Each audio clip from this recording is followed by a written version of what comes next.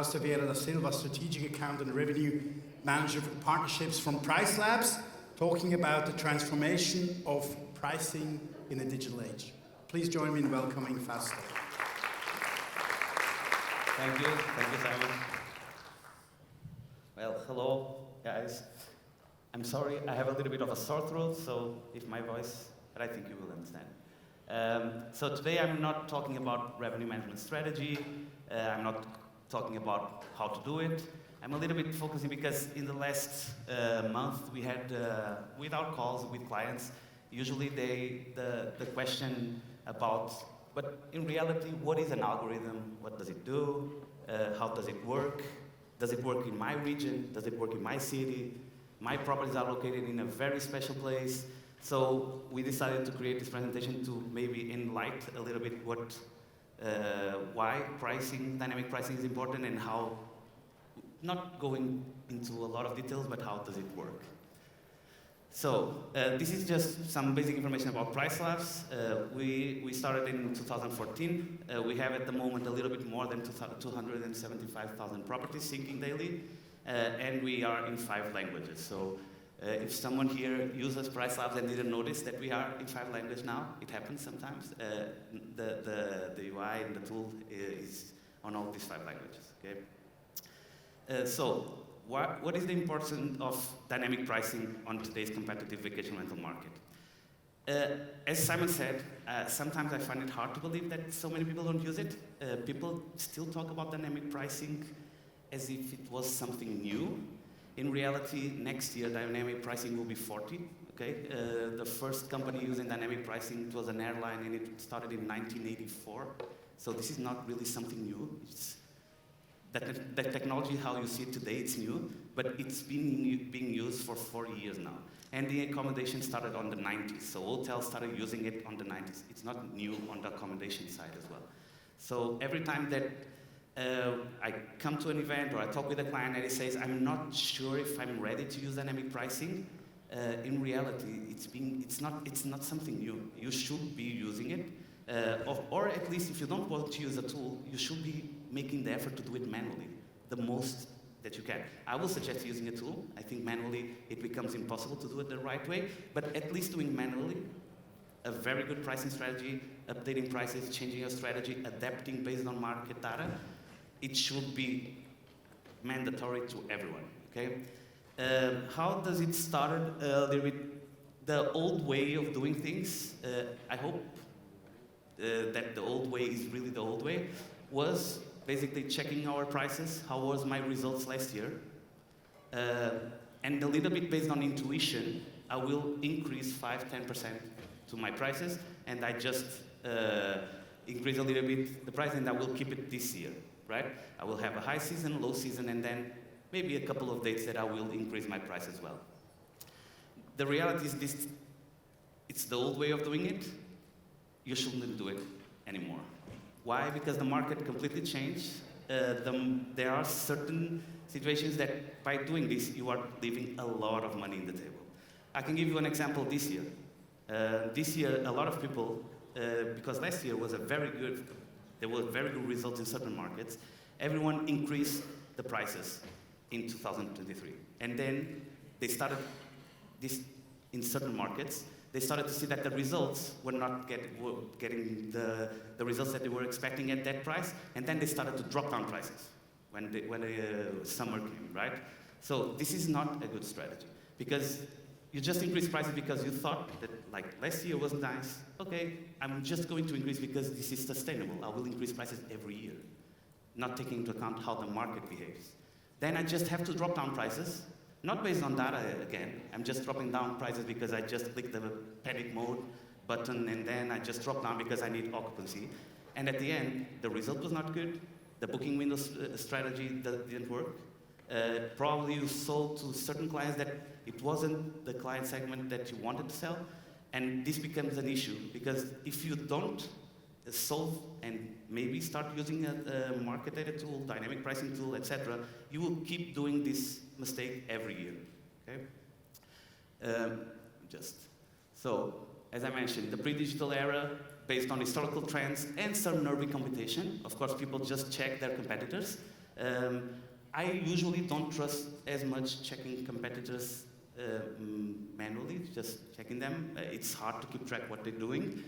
And now a little bit of an emergence of the dynamic pricing. As I mentioned, it started with airlines, came to the accommodation. 5 years ago, I still understood why we were talking, why this is important. Today, in certain markets, there's still 60 or 70% of the listings that don't use dynamic pricing. This is a lot of properties that basically don't change prices based on market demand. How was the rise of data-driven and dynamic pricing? One of the main changes was the OTAs. I don't know if you think about it, but imagine when the OTAs started to be in the market, there was one change that made that people completely had to change the way of operating. And it was basically the instant booking, right? Before the instant booking, people had time to negotiate, you could check. It was a little bit different. The process was completely different. At the moment that you have instant booking, your prices have to be correct before you know who are you selling to. You don't have time to fix the mistake if you're not pricing correctly. You just have to keep it open to everyone that just book it immediately. So if you don't use market data, if you don't have information, if there's an event that you don't know, you don't raise prices. If the demand, just because it's trying to go to your region, you will accept the bookings because there's no way of you canceling after it. If you start to cancel bookings because, it was not the price that I was expecting and now I have to cancel, it's an issue. So the instant booking, when we started to work with instant booking, completely changed a little bit the way of how we should do pricing. Till that point, I will still understand why you don't use dynamic pricing. At the moment that you have instant booking on, I don't understand why someone don't want to use the dynamic pricing tool. Then we see the external factors, right? Market demand, local events, seasonal shifts. For example, I have here the example of the Taylor Swift effect. You know that in some markets, as soon as the Taylor Swift concerts were confirmed, it completely skyrocketed. The number of bookings in some markets was incredibly. The ADR just exploded, the occupancy exploded, and people that wasn't expecting or that they were not using a tool, they just lost the opportunity to make money. Okay? Sometimes we measure our success about what we sold and how we sold it, but we struggle a little bit to understand the opportunities that we lost. No one is tracking the opportunities that we lost. That's why having a tool that does it for you and just proactively increases or decreases prices based on market factors will help you to avoid these kind of issues. Of course, no tool is 100% flawless, but if at least it is 90-something% flawless, the margin of error decreases a lot. So a little bit, and going to the hardest part, because everyone talks about AI, algorithms, machine learning, everything.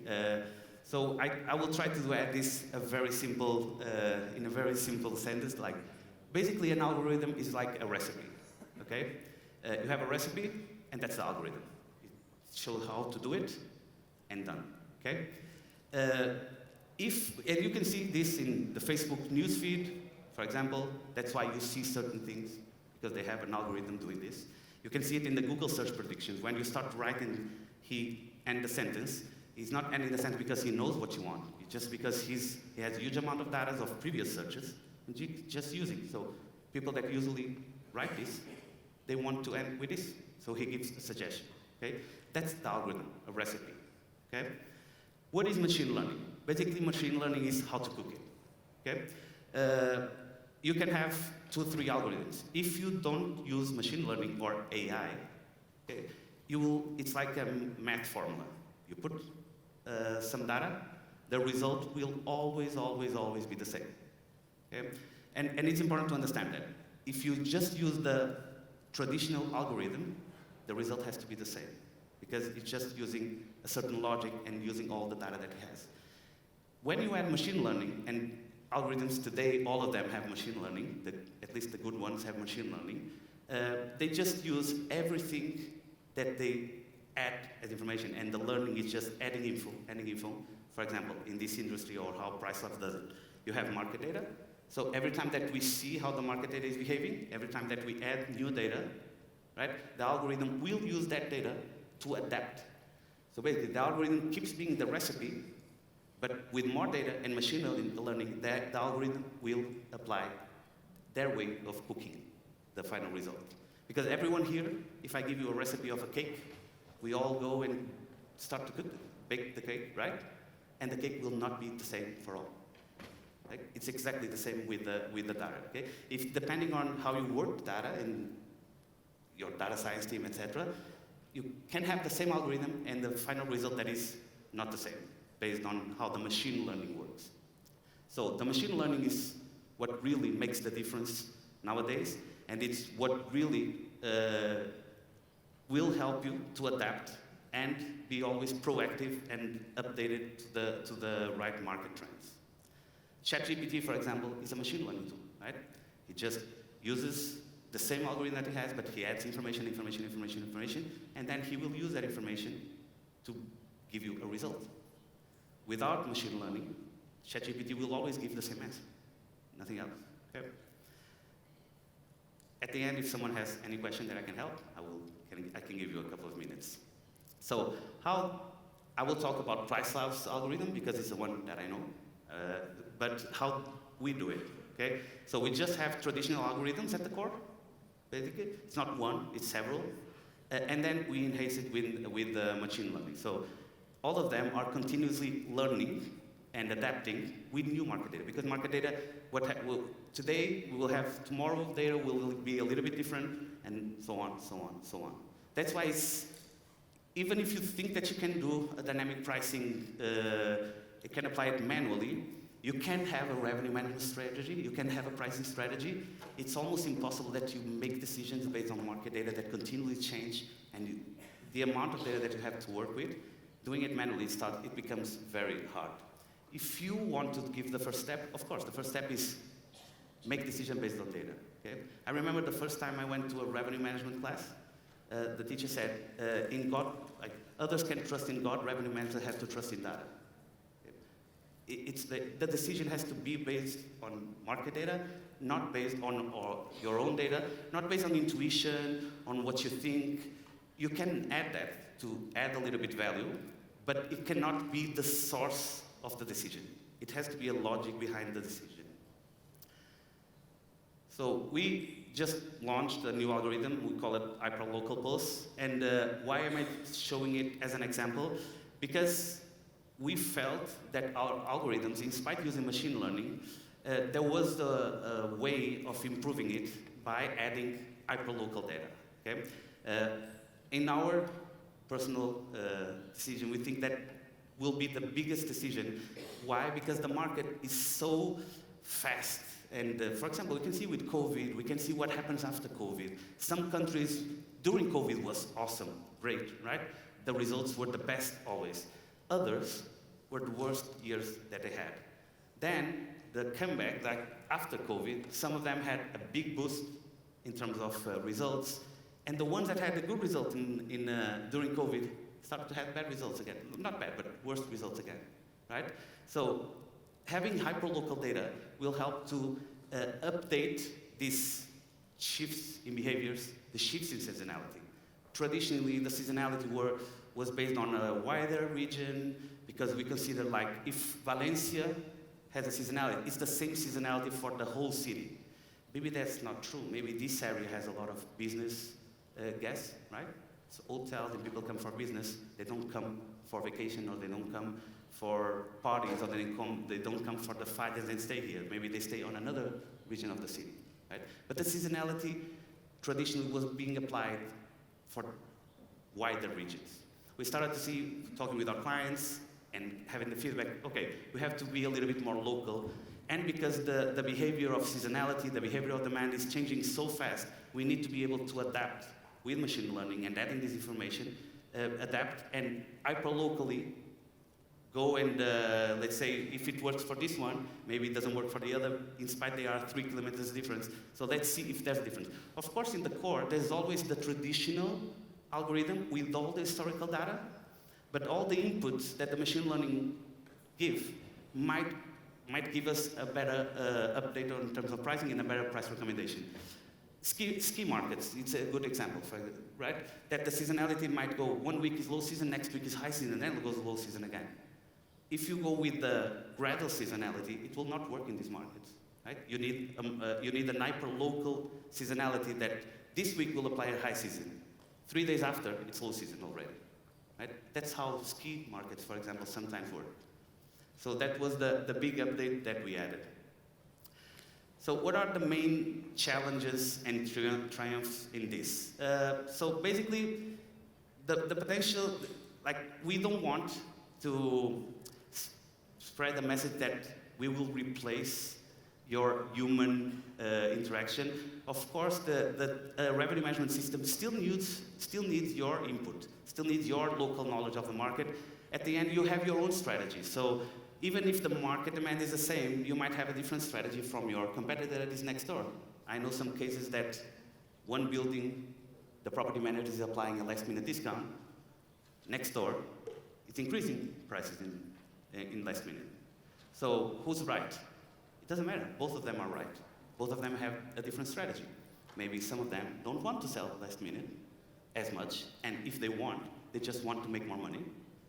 And the other just wants to fill the gaps and fill everything and have a higher occupancy. So there's no one size fits all. There's always a lot of inputs and a lot of. I will usually say that a dynamic pricing system is the proactive part of your pricing strategy, but then you have to add the reaction to your own performance and your own strategy. That's why most revenue management systems you just don't trust market data 100%. Then we will give you features and customizations to adapt your own strategy, because there's not one strategy that is correct for all. A very common mistake that I see, imagine that you have a building that has 10 apartments, okay?